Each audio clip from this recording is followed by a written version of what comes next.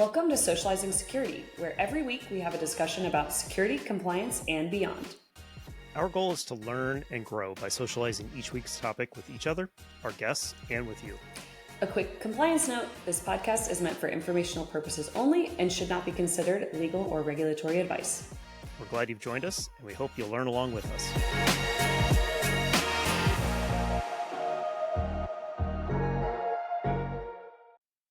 Welcome back to another episode of Socializing Security. Milou, how are you doing today? I'm doing pretty good. Looking forward to our conversation today about domains. I personally have a lot of them, so I've been through the stress of trying to find one and get the right one that you want and all that stuff, so I'm looking forward to it. But how are you doing? Yeah, doing well. We're recording this on a day when Mexico has one of their World Cup matches, so some personal connections there that led me to celebrate them as much as I celebrate my own home country. World unity. Just cheer for everybody. We all have our people that we don't want to cheer for, and that's fine. But just cheer for good matches is the main thing when I can watch them. But yeah, it's been fun watching all the coverage of that and world unity and all that kind of stuff. It's a little bit like the Olympics. I'm starting to get that feel now that I'm paying attention to it because it's in my own country and never really been a huge fan otherwise. So it's been kind of fun. But yeah, let's talk domains. Milou and I have talked about this on and off for a number of months now. And it goes back to one of the early episodes. I think we kind of touched on it a little bit and then didn't really dig into it, didn't create an episode, but kind of going through our list of ideas, we decided to pull this one out because it's kind of an evergreen topic. When you go to create a new business, when you go to create something and you want a dedicated domain to it, how do you go about doing that? Obviously, we did that with Socializing Security. We spent a lot of time trying to figure out what the domain should be. And I think we'll get into how sometimes naming the thing is as much important as the domain itself. And sometimes they're the same decision. And so, there's been some interesting controversies. There's been some interesting stuff there. It's not a straight up security topic, I wouldn't say. I don't know if there's straight up compliance aspects to it, but from a security perspective, we'll talk about some of where picking the right domain name, and once you picked your domain name, some knock-on effects that you should consider there too. So I guess, Milou, let's start kind of to set up things, I guess. And we got to be careful with this piece to not really dive into all the topics that we're going to go into, but maybe just at a really high level, like what are some of the consequences? What are the ramifications of picking a bad domain name, of picking the wrong domain name? I think one of the main ones is just like lack of exposure, right? Ideally, if you're trying to find a domain that is tied to the brand or whatever you're trying to do by creating this website and this web presence that you want, right? I think you run the risk of like, if you pick the wrong one, that either like the wrong intention, it's either going to be really difficult to find you, or it's going to be hard to just coming up with the right exposure and the right direction to get the right type of web traffic that you want for your business or to support your endeavors online that you're using it for. So I think, being thoughtful about how you're presenting yourself with a domain and thinking also through like, is it a .com? Is it a .net? I think we're going to get into like some of the different clarifications of like which ones are pretty common these days. But I think that's also a really important thing, right? Like a .org is generally for like a nonprofit. So if you aren't that, that could be misleading. And so I think there's definitely some forethought that's required to making sure that you're positioning whatever you're trying to accomplish with the domain, that it's pretty clear and straightforward and easy to find. Yeah, and it's got to be something meaningful so people can, I think ultimately you want it to be something that they'll just come up with on their own. Like if your company name is Company A and you want people to go to your website, you want them to be able to type in companyaa.com because that's a natural thing to do. If you're Company A in the UK, you want them to type companyaa.co.uk because that is kind of the standard in that space too. So having that as part of your brand identity, I think in these days it's no longer, I remember the days when it was like, is our domain part of our actual identity or is it just adjunct to it? These days it very much is about, it's as strong an indicator of who you are. I'd also throw in having been through name changes of companies in the past that having to change your domain is a huge pain. I've seen a company who had very straightforward, very I think if I remember right, it was like a 6-letter domain name, which is very unusual these days to get something that is just 6 letters long plus .com. And for whatever reason, they didn't renew it. Somebody jumped on it, and was able to, and we'll talk about that more in a little bit, but was able to essentially take their domain name away from them. And they had to go through a complete rebranding. Like the entire company went through a rebranding because of the fact that they needed to re-engage people with, hey, we're over at this address now. Do not go to that old address. So having to pick a different one, having to make that change, unless you're a really, really small startup that maybe hasn't even launched yet, that's a huge pain. You don't want to go through that. As somebody that's done marketing, don't put yourself through that. Okay. So let's now talk about some of the factors that go into it. We've both registered a ton of domains in our days, as well as working together on one.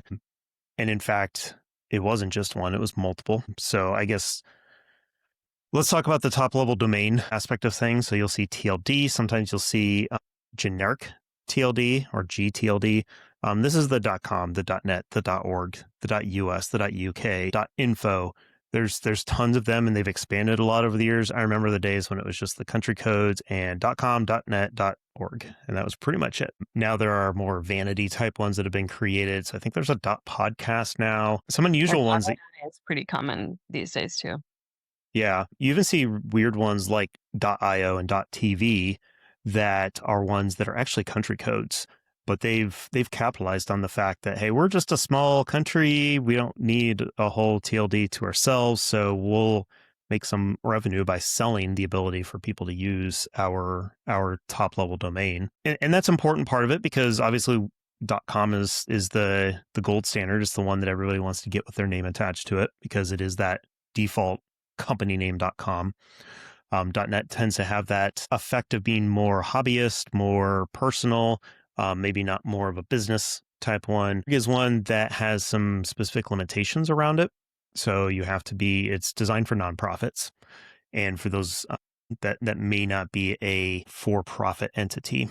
And so, there may be extra hoops you have to jump through depending on which domain you want. Some of these country domains don't allow you to do it, to use it if you're not in the country, which of course makes a lot of sense. And so there's a lot to consider around that when you choose which top level domain you want to use. And of course, you want to consider that along with the name itself, because you've probably almost certainly seen some domains that incorporate that top level domain into the name of the company. So like if it's a company that ends in IO, they may lop off everything but the IO to be the first part of the name, with the last part of the name being the .io. So creativity can really play into it and help there. You see it with, I think Google uses that for their shortener. It's like GOGG.LE.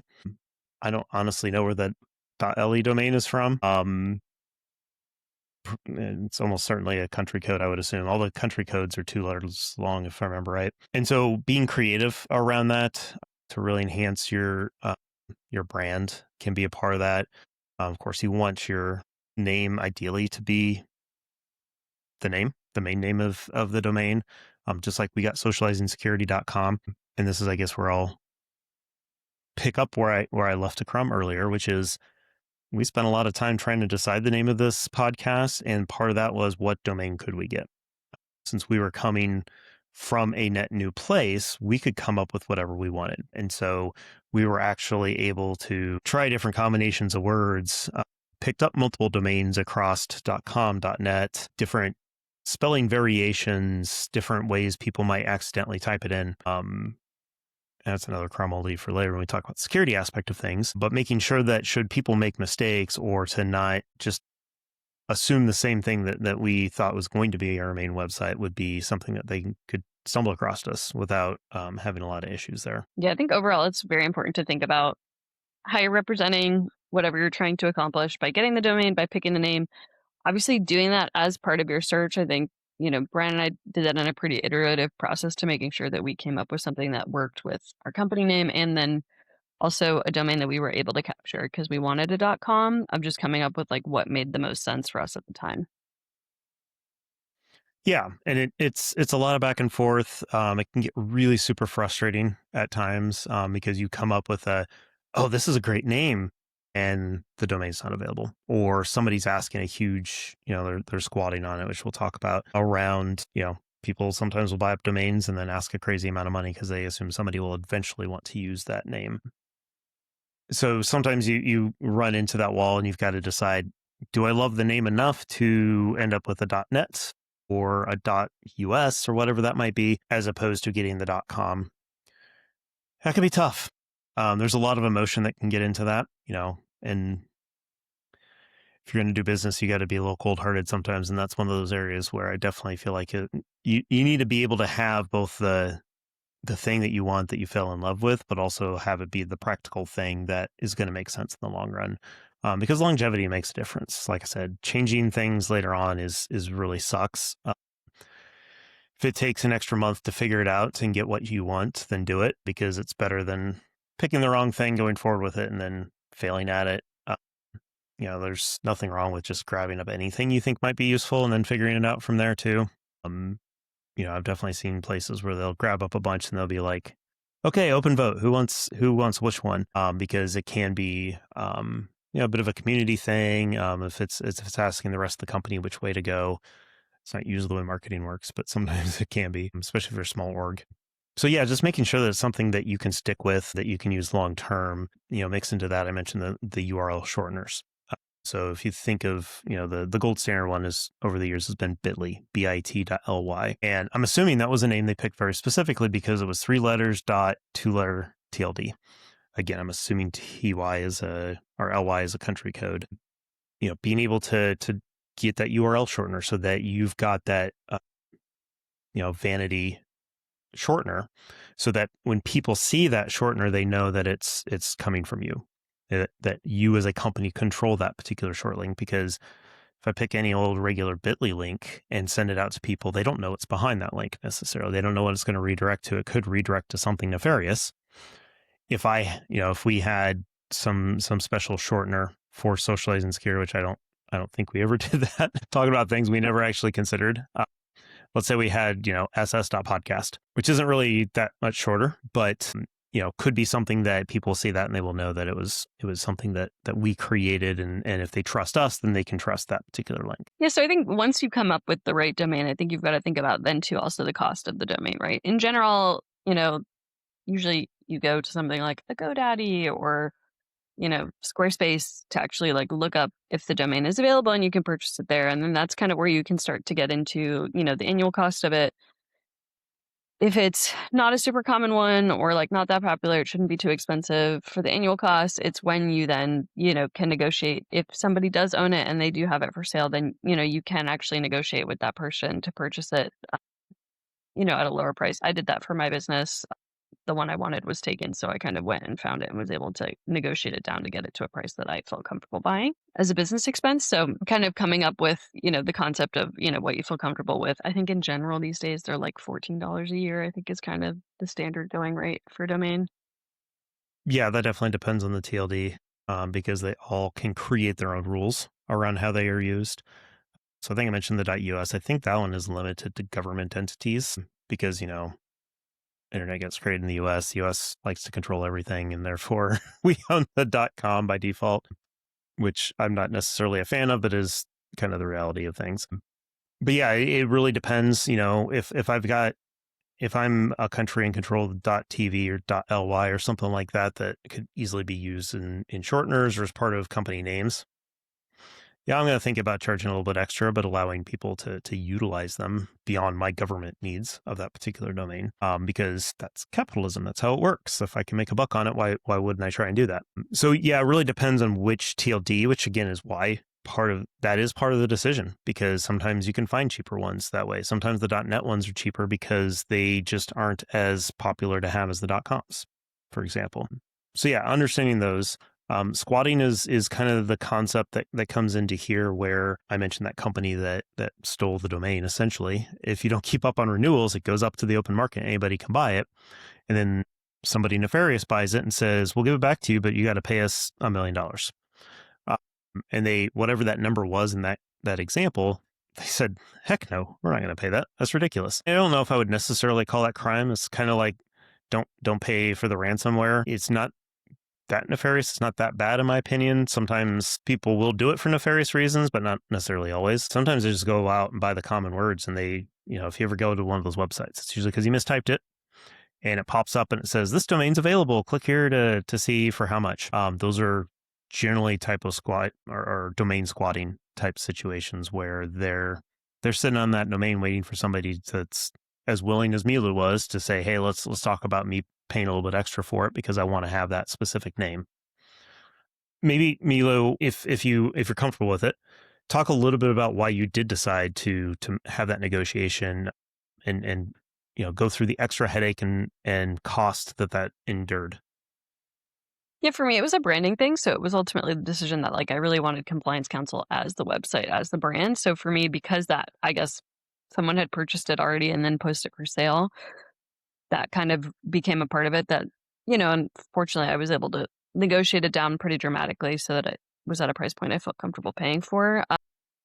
But yeah, just being mindful that those things are negotiable for sure. So, you can come up with what feels comfortable, but there are companies that do this professionally, that they just have purchased thousands and thousands of domains and are waiting for somebody like me to walk up and be like, hey, you have the exact combination of things I needed to start my business. So, yeah, there's back and forth there, but that there's an industry that exists for that. So I wouldn't discourage people from doing that if they feel comfortable with the price, but know that it's negotiable for sure. You can definitely, get them pretty dramatically to pay what you feel comfortable paying. Yeah, it's a bit like going to a garage sale or to a bazaar in some countries where they're purposely putting the highest number on there because if someone's willing to pay that, then cool. But I expect you to negotiate and bring it down because I feel, even as a seller, I feel like that's a ridiculous price, but it's a place to start. And typical negotiation, if you start high, odds are it's going to be a higher number in the end. So yeah, that's where I think there are some other top level domains that are designed to be more exclusive type ones, more community focused ones. So there's different levels of cost, different levels of how you go about them. Generally, they're all going through a registrar where you mentioned GoDaddy is one of those. I like to use Hover. There's lots of them out there. And some of them are very specific because if you want this country's one, you've got to go through that country's government essentially to get it. Some of those can be they're essentially designated out for somebody to manage for them. So you're not necessarily working with the government of some small country like Montenegro or something like that. I'm random example of a small country that where they will hand it over to somebody else to manage for them. They can set the rules, whatever, and then trust somebody else to do it. So sometimes you got to figure out who's the one that's actually selling it, but most registrars will point you the right direction if they can't do it themselves. I think the final bit that we wanted to touch on, and again, I've left some crumbs on this already, is kind of security and compliance angles to this. We are a cybersecurity and compliance podcast, so we felt like there's an angle here to talk about. I mentioned one earlier, which is typosquatting. So that's the concept of essentially a website that would impersonate yours. So we have socializingsecurity.com, and if we hadn't bought the .net or the .podcast or whatever other version of it, and it could be a typo type thing, somebody picks up social security, which is probably not available. But honestly, socializing security is one that maybe the US government should have thought about because of the fact that if somebody mistypes it and they end up on a site that looks just like ours and is able to put some exploitable code in there so that should a person be like, oh, hey, click here to sign up. Well, that click here is actually a download of malware that will automatically roll once you download it. That's a concept known as typosquatting. And it's purposely designed for, let's take a well-known URL, a well-known domain, and let's put a common misspelling, mistyping in there. If you look at your keyboard, the A and the S right next to each other. And if I accidentally push S instead of A, that creates a whole different domain name. It can be that dramatically different. So that's one thing that you got to look out for. For a large business, sometimes they're going to buy all those typosquat possibilities because they can afford to do it. Little people like us generally can't. So we can't buy up hundreds of domains for the potential permutations of misspellings. So, and honestly, that's just a good piece of security advice is as you go to websites and if something doesn't seem quite right, to it, check your URL. Make sure you're on the right site. Make sure you're not on socializingsecurity.ru. That would be a bad place to end up, is my guess, because RU is Russia and very, very heavily used by a lot of cyber criminals. Yeah, I think it's just mindful about, obviously, like, this is just like how to stay safe online in general. But yeah, this is something that companies should think through when they're thinking about which domains they're going to get, which ones they want, to think about if there's a quick like typo that, is it worth just having the additional protection to secure a couple extra ones of like a potential misspelling or somebody like forgetting, a different letter or something like that, and getting those so that they have them all and that they can redirect to the right site. It's a good thing. Yeah. And you can do redirects of domains. So you can register all those and redirect them to your main one, essentially helping people to spell check along the way. But yeah, some really bad things can happen if you don't pick those up, or pick one that's hard to misspell, or there's common words out there that occasionally will, let's use the example of pets.com. Was super hot property back in the .com bubble. I actually know some people that went to go work there before it imploded, and that company goes away. All of a sudden, that domain's kind of out there. What happens? So, well, somebody probably owns it, and that person's probably not going to let that one go because it is a 4-letter .com URL, which is super, super valuable. So they may go out in the open market, make it a premium domain, make you pay a lot for it. They may just hold on to it. They may just redirect it. Assuming a lot of people are going to type pets.com at some point and end up at a site that's selling, machinery widgets or whatever. So there's a lot of nefarious ways, and even non-nefarious ways, that people can move you to sites that you think you went to one site, but you actually ended up at a completely different one. This also comes into play with emails. So you get that email, and we're all super vigilant about spam these days, right? We're looking at the URL, the domain name of that email address that sent it to you. Now, that's spoofable. You can spoof that, but it makes it more legitimate if you can actually reply to that address, or that address is listed other places. And if you don't look close enough, you realize, oh, it's not pets.com, it's pet with a Z instead of an S.com. And you just didn't notice that because it was close enough. Your brain just kind of went right past it. So a lot of interesting things that you can do with domain names in order to throw people off. All right. I think the final thing that we had on our list to kind of talk about is stolen domains. So I kind of mentioned this in the story about that company that allowed their domain to go lax. This makes it a little bit harder to spot. If I were to go to that same company's website and there was a legitimate looking site up, that's a tough one. And that's really on that company, for one, not renewing their domains properly, which can happen. I've been there. But I am a single individual with doing all of this on the side. But also, making sure that everybody every way that they can, which is part of the reason why they went through a whole rebranding campaign, was to ensure that everybody knew that, hey, we are at a different URL now. We are at a different domain. You will see different emails. You will see everything is going to be different about us. And they had to put that together really, really fast to try and hit as many people as possible, as quickly as possible, to let them know that old domain is no longer good. Now, they never went out and said that old domain is no longer good. They just said, hey, we're rebranding and we're now going to be found in this other place. When domains get stolen, it can be super duper messy. There are legal ramifications. Milou, I don't know.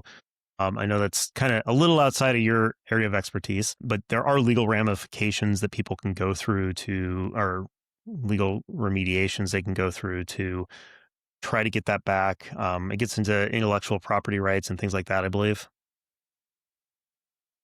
Yeah, I'd agree with that. That's probably a little bit out of my realm, but yeah, I think I could see it. Again, I think it depends on like who's the one who's acquiring it and why it lapsed. But yeah, it's a good one to make sure it's getting paid. Yeah, and that's the thing, is once you find the ones that you like, make sure that you're getting the notifications. Make sure you're not relying on the domain to get those notifications. So, we've all got personal email, we've all got business emails. Send it to one of those. Put in a secondary address so that the registrar can get to you and make sure that you're getting those notifications, those renewals, that kind of thing, because it can be easy to miss that for a while. And it's one thing I'm good at letting those things slide on my personal stuff. And at some point I'm just like, I got to do this right now. Otherwise I'm going to forget. It's going to lapse. And who knows what happens at that point. It's completely it's mostly out of your hands at that point if somebody were to come in and swipe it out from underneath you. So that's what we had. I don't know, Milou, is there any other compliance type things that people should keep in mind when it comes to thinking about what domain name to be picking up? No, I don't think so. I think we covered most of the kind of like the main topics that we were going to talk through today. Okay, cool. Well, with that, I think we'll end this at this point. Hope you enjoyed that. A little outside of the security and compliance realm, but I think we both kind of needed to talk about something that has been forefront on our minds, share it with all of you. So hopefully that was useful with a little bit of a security and compliance spin on it. So always open for new topics. Let us know if you have a topic you'd like us to discuss. If you want to join us for a conversation, we'd love to get some of our audience on to join us. You don't have to feel like you're an expert, but if it's, there's plenty of areas where Milou and I have ideas of topics we want to talk about, but we're like, it's not quite been my job before, so I don't know if I feel fully confident talking about this. A lot of you have had those jobs before, so feel free to let us know if you're interested in joining us, and we can figure something out that you're comfortable with. So info@socializingsecurity.com is the way to let us know that. Otherwise, any feedback is welcome at that same address, and we appreciate you all very much, and we'll talk to you next time. Thank you for joining us for another episode of Socializing Security. We hope you learned a thing or two with us. If you'd like to continue socializing with us on this topic or have feedback, we'd love to hear from you on LinkedIn or social media. Just search for Socializing Security. Or you can email us at info@socializingsecurity.com. Until next time, stay social and stay secure.